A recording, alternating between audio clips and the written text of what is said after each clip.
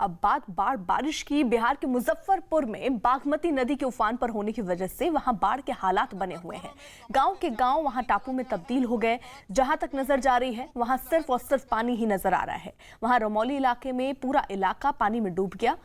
मकानों में पानी भरने से लोगों की मुश्किलें और बढ़ गई। लोग कमर के ऊपर तक भरे पानी में डूबकर चलने को मजबूर दिखे। खेतों में पानी भरने से फसलों को भारी नुकसान हुआ। वहां पानी भरने की वजह से आसपास के इलाकों में संपर्क कट गया। हालात ये हो गए कि लोगों के सामने अब खाने पीने की बड़ी परेशानी खड़ी हो गई। तो बाढ़ से हालात न सिर्फ इंसान, वहां पर जो जानवर हैं वो भी पानी की चपेट में आते हुए नजर आ रहे हैं। तो नेपाल में भारी बारिश हो रही है जिसकी वजह से बिहार के कई इलाके जो हैं उन पर बाढ़ का खतरा मंडरा रहा है। कई जगहों पर तो स्थिति ऐसी हो गई है कि लोग गर्दन तक डूबे पानी में चलने को मजबूर हैं। पूरा का पूरा गांव जो है वो टापू सा नजर आने लग गया है। लोगों के मकान डूब चुके हैं और ऐसे में दिक्कतों का सामना करना पड़ रहा है। मुजफ्फरपुर में बागमती नदी ने कहर बरपाना शुरू कर दी है और रमौली इलाके में ज़्यादातर घरों में कमर से ज़्यादा पानी चला गया है। तो वहीं मुख्य सड़क पर 3 से 4 फीट तक पानी बह रहा है, जिसके चलते कई गांव मुख्य सड़क से कट गए हैं, मुख्य शहर से कट गए हैं। तस्वीरों में भी आप साफ तौर पर देख सकते हैं, रमौली गाँव में पुल निर्माण का काम चल रहा था, लेकिन पानी आने के बाद यह काम बंद हो गया है और जो दूसरे इलाके के लोग हैं वो शहर तक नहीं जा सकते, मुख्य सड़क तक नहीं जा सकते। ऐसे आलम में गांव के लोगों ने एक चचरी पुल बनाया है और जान जोखिम में डालकर लोग पानी पार कर सड़कों तक पहुंच रहे हैं। तस्वीरों में भी आप साफ तौर पर देख सकते हैं और ऐसा लग रहा है जैसे नदी ने धार ही बदल दी हो। तेज़ रफ्तार में पानी निकल रहा है और इस इलाके में चारों तरफ पानी ही पानी है। जहां तक आप जाएंगे कहीं 4 फीट तो कहीं 6 फीट तक पानी है। ऐसे में इस इलाके के लोगों को बाहर निकलने में काफ़ी परेशानियों का सामना करना पड़ रहा है। तो वहीं कई ऐसे गांव हैं जो पूरी तरह से शहर से कट गए हैं, वहां के लोग कैसे बाहर निकलेंगे ये सबसे बड़ी समस्या है। और ऐसे में जो इस इलाके में फंसे हुए लोग हैं वो किस हालात में रहते होंगे यह महज अंदाज़ा लगाया जा सकता है। यह मुख्य सड़क है जो मुजफ्फरपुर से पूसा तक जाती है। ऐसे में पूरी तरह से यह रास्ता ठप हो गया है। सबसे बड़ा सवाल ये है कि आखिर इस इलाके के लोग किस हालात में रहते हैं। इस इलाके का लोग बहुत बुरी तरह से ग्रसित है, समझे। जाने आने का बहुत 8 किलोमीटर दूरी से घूम के जाना पड़ता है, समझे। और पुल का हाल देखिए रहे हैं, जितना रोड है उस पर पानी छलांग मार रहा है। पुल नीचे करा रहा है बनेगा, मगर वो पुल थम नहीं पाएगा। 2 फीट हाइट नहीं कर पाएंगे लोग तो ठेकेदार, तो ये पुल सही नहीं बन पाएगा। कम से कम 2 फीट हाइट। सवाल यह है कि आखिर पानी जिस तरह से निकल रहा है, आगे के जो गांव के लोग हैं वो किस तरह से बाहर निकलेंगे। वो तो सब फंसे हुए हैं, निकलेंगे सब आपस में फंसे हुए हैं सर। घूम घूम के 10 किलोमीटर 15 किलोमीटर आगे गाँव पड़ता है, सब उधर से घूम करके आ रहा है, नाव के सहारे आ रहा है। कहीं नाव लगाए, अपने अपने आपस में नाव रखे हुए, नाव के सहारे निकल रहे हैं। बिहार में सैलाब का सितम शुरू हो गया है। ऐसे में लोगों के लिए अब सड़क ही सहारा है और एक तरफ तेज रफ्तार से गुजरती गाड़ियां, तो दूसरी तरफ बाढ़ से परेशान लोग ऊपर आकर शरण लिए हुए हैं। यह NH-57 है, मुजफ्फरपुर का बरुआरी इलाका, जहां पर चारों तरफ पानी चला गया है।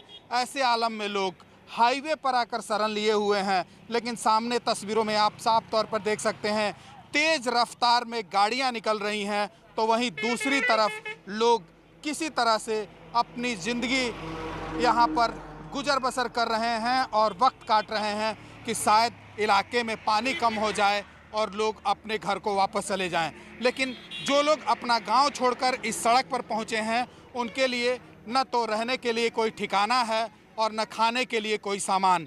ऐसे में यहाँ पर रहने वाले लोग किस हालात में रहते होंगे महज अंदाज़ा लगाया जा सकता है। और तस्वीरों में आप साफ तौर पर देख सकते हैं NH के एक तरफ से दूसरी तरफ चारों तरफ जो है वो लोग यहाँ पर प्लास्टिक डालकर किसी तरह से अपना घर बनाए हुए हैं और यहीं पर शरण लिए हुए हैं। बाढ़ से बेहाल बिहार के मोतिहारी में पानी में डूब रहे एक आदमी की राहत बचाव दल के लोगों ने जान बचा ली। मोतिहारी में नेपाल से छोड़े जा रहे पानी और वहां लगातार हो रही बारिश के बाद गंडक नदी पर बना एक बांध टूट गया, जिसके बाद उसका पानी कई इलाकों में भर गया। इस बीच पानी के तेज बहाव में एक आदमी फंस गया जो पानी के साथ काफी दूर तक बहता चला गया, जिसके बाद वो किसी तरह एक पेड़ को पकड़कर अपनी जान बचाने की कोशिश करता नजर आया। लेकिन उसकी जान में जान तब आई जब राहत बचाव दल के लोग उसे बचाने के लिए वहां पहुंचे। नाव में सवार बचाव दल के लोग किसी तरह उसके करीब पहुंचे और रस्सी के सहारे उसे खींचकर नाव में बैठा लिया गया। पानी के तेज बहाव की वजह से उन्हें इस काम में काफी परेशानी भी आई, पर वो उसकी जान बचाने में कामयाब रहे। तो ये तस्वीरें आप देख रहे हैं, एक शख्स जो कि पेड़ की सहायता से खुद को पकड़े हुए नजर आ रहा है, क्योंकि पानी का बहाव इतना तेज है और पानी का जो स्तर है वो भी बहुत ज्यादा है। गर्दन तक ये पानी पहुंच चुका है और ऐसे में ये शख्स जो कि मदद की राह देख रहा था, हालांकि वहां पर टीम बचाव दल पहुंचकर वहां उस शख्स को बड़ी ही मुश्किल के बाद उसको बचाया जा सका है।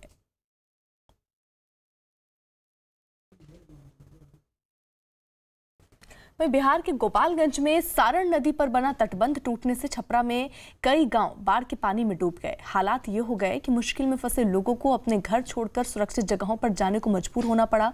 वहीं कुछ गांवों में लोग अपने मकानों की छत पर ही रहने को मजबूर दिखे।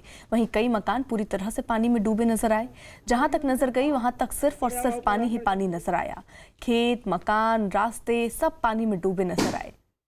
बाढ़ से बेहाल बिहार की स्थिति, छपरा की तस्वीरें हम आपको दिखा रहे हैं, जहां पर देखिए लोग जो हैं वो अब अपनी छतों पर रह रहे हैं, क्योंकि उनका घर धीरे धीरे पानी के आगोश में आता जा रहा है। कई जगहों पर तटबंध टूटने से ये स्थिति बनी और साथ ही साथ कई जगहों पर बारिश हो रही है। नेपाल में भी लगातार बारिश हो रही है, जिसका पानी भी बिहार के कई इलाकों तक पहुंच गया है, जिसकी वजह से लोगों को अब मुसीबतों से दो चार होना पड़ रहा है।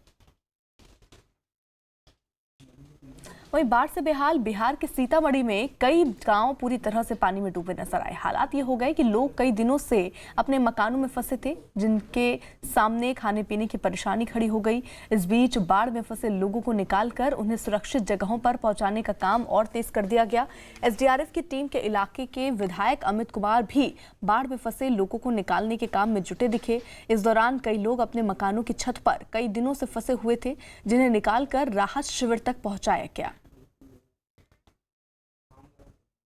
तो ये लोग जिन्हें इनके घरों से सुरक्षित निकालकर एनडीआरएफ की टीमें जो हैं वो सुरक्षित जगह राहत शिविर तक पहुंचाने के लिए आई, क्योंकि कई जगहों पर ऐसे ही चाहे वो लोग हों अपने घरों पर फंसे हुए थे और प्रशासन की तरफ उम्मीद की नज़रों से देख रहे थे। ऐसे में कई टीमें भी लगाई गई हैं जो अलग अलग इलाके पर नज़र रख रही हैं। अगर कोई शख्स वहाँ पर फंसा है तो उसे जल्द से जल्द रेस्क्यू करके राहत शिविर तक पहुंचाने का काम युद्ध स्तर पर चल रहा है। और इसी के तहत कुछ लोग जिनके बारे में जानकारी मिली कि ये एक मकान में अपने छत पर बैठे हुए हैं, तो इन तक टीम पहुंची और इन्हें फिलहाल नाव पर बैठाकर राहत शिविर तक ले जाया गया।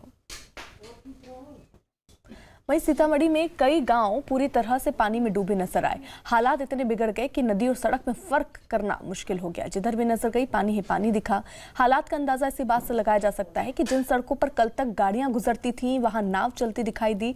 हर तरफ पानी भरने से वहां रहने वाले लोगों की मुश्किलें बढ़ गईं। इस दौरान कई लोग अपने मकानों में फंसे हुए दिखाई दिए। तो ये लोग जो अपने घरों में फंसे हुए थे, अब क्योंकि सड़क बची नहीं है, हर तरफ पानी ही पानी है और लोग इसी पानी के बीच से गुजरने को मजबूर हैं। लेकिन अब दिक्कत इनके सामने रहने और खाने का खड़ा हो गया है, क्योंकि यहाँ पर दूर दूर तक जो दुकानें हैं वो पानी की चपेट में आ गई हैं। गाँवों का संपर्क एक दूसरे गाँव से टूट चुका है। ऐसे में दिक्कतें भी लोगों की बढ़ती जा रही हैं। कई बार तो पानी का जो स्तर है वो बढ़ रहा है, जिसकी वजह से भी लोगों की दिक्कतें और समस्याएं बढ़ती जा रही हैं। वहीं बिहार के दरभंगा में बागमती नदी ने अपना विनाशकारी रूप दिखाना शुरू कर दिया। नदी के उफान पर आने से उसका पानी तटबंध को तोड़ते हुए आसपास के कई गांवों में घुस गया, जिसकी वजह से वहां भयंकर बाढ़ आ गई। लोगों के घर, खेत, मकान, स्कूल सब सैलाब में समा गए। हर तरफ पानी ही पानी दिखा। बर्बादी की तस्वीरें नजर आई। वहां का एक बिजली घर भी पानी में डूबा दिखाई दिया, जिसकी वजह से इलाके की बिजली सप्लाई भी ठप हो गई। जिसके बाद कुछ लोग अपने बचे खुचे सामान के साथ जान जोखिम में डालकर गर्दन तक भरे पानी के बीच से होते सुरक्षित ठिकानों की तरफ जाते दिखे। वहीं जिनके पास नावें थीं वो उसमें बैठकर अपनी जान बचाते नजर आए। बाढ़ प्रभावित लोग पानी में डूबे अपने घर बार सामान सब कुछ छोड़कर सड़क किनारे रहने को मजबूर दिखे। वहीं पर वो प्लास्टिक लगाकर किसी तरह अपने जानवरों के साथ गुजर बसर करने को बेबस नजर आए। अपनी जान बचाकर सड़क किनारे पहुंचे लोगों के सामने अब खाने पीने की समस्या खड़ी हो गई है। बिहार के मुजफ्फरपुर में लगातार भारी बारिश की वजह से बाढ़ आ गई। मुजफ्फरपुर के कई इलाके बाढ़ की चपेट में हैं और हजारों लोग कई दिनों से पानी में घिरे हुए हैं। लोगों को खाने पीने के सामान की किल्लत भी शुरू हो गई है। दर्जनों गांवों का शहर से संपर्क टूट गया है, लेकिन प्रशासन अभी तक सर्वे का काम भी नहीं कर पाया है और लोग बुरी तरह से परेशान हैं।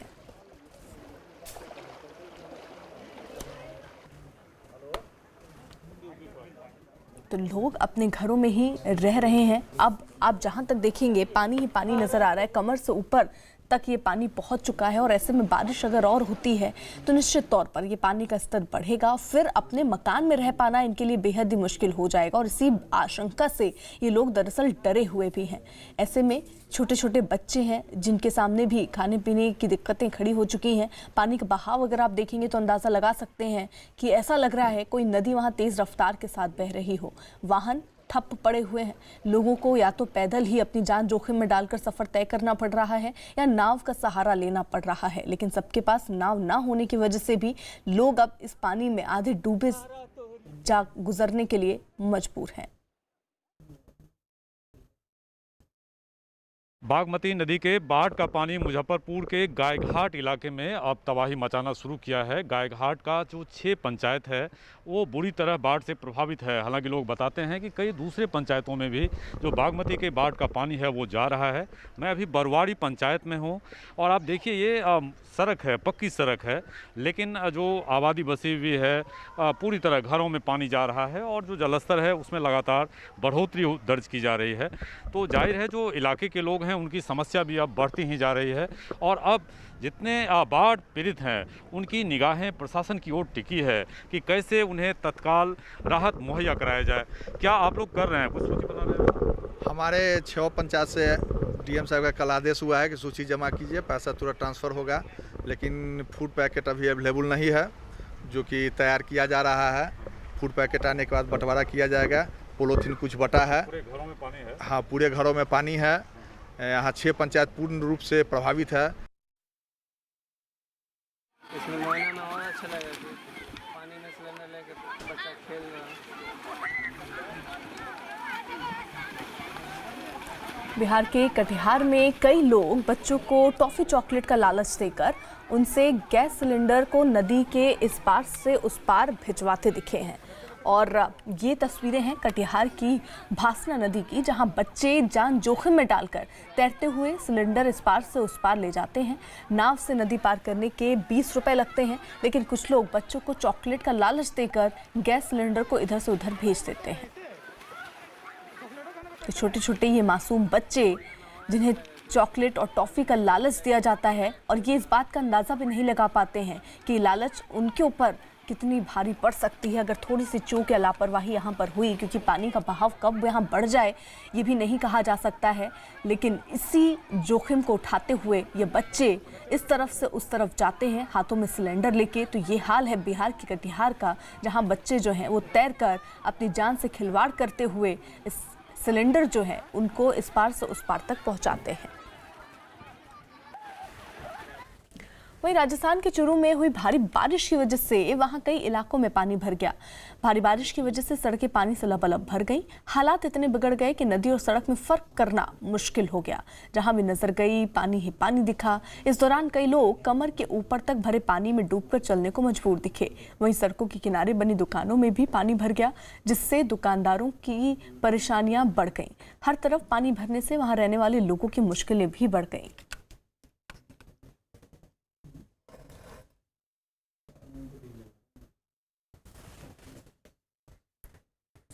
तो राजस्थान की तस्वीरें आप देख रहे हैं, जहां पर जो लोग हैं वो मुसीबतों से घिरे हुए हैं क्योंकि चारों तरफ पानी ही पानी नजर आ रहा है और ये पानी जो है वो बढ़ता भी जा रहा है। ऐसे में दिक्कतें लोगों के लिए और बढ़ती जा रही हैं। भारी बारिश के बाद स्थिति कुछ ऐसी बनी है कि अब चारों तरफ मकान, दुकान पानी में डूबे हुए से दिखने लग गए हैं।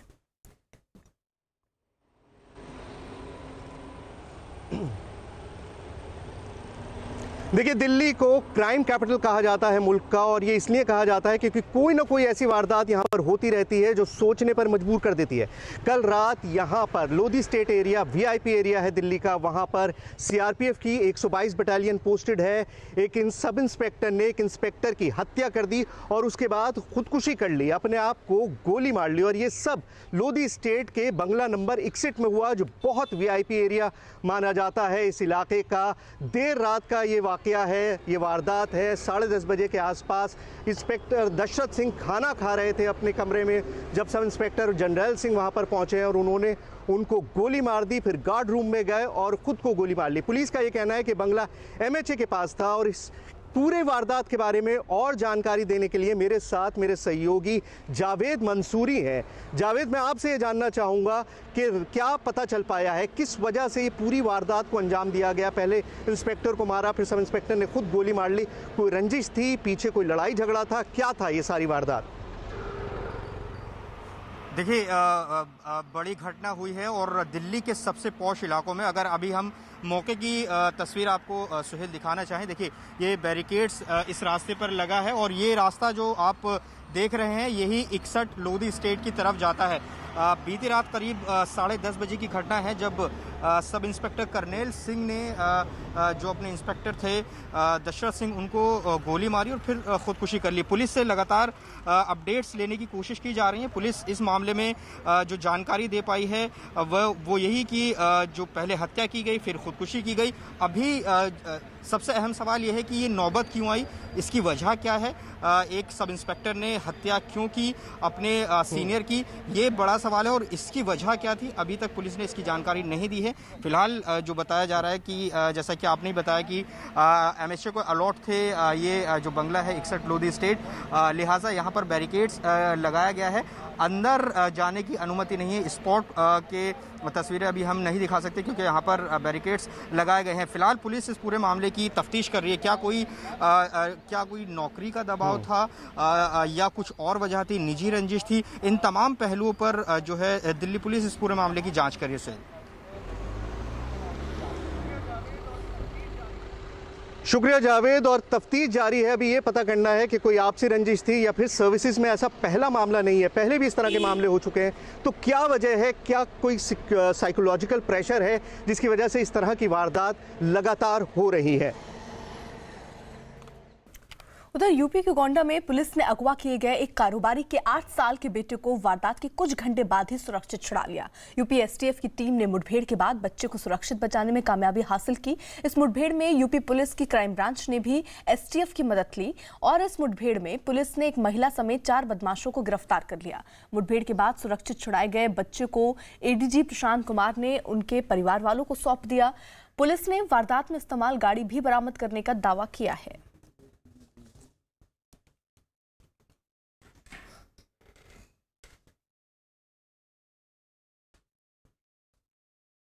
क्या हुआ था आपके बच्चे के साथ?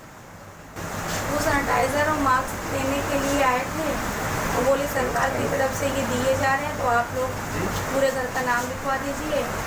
और फिर वो लोग मास्क 2 दिन लेके चले गए थे और सैनिटाइजर बोले कि गाड़ी में रखा है, बेटे को भेज दीजिए तो हम सैनिटाइजर उसको दे देंगे। बस वो लेके चले गए, फिर मेरा बेटा वापस नहीं आया, वो लेके चले गए। आप लोगों ने FIR कराया? सर घर के लोगों ने कराया होगा। क्या कोई फोन आया था? नहीं सर, कोई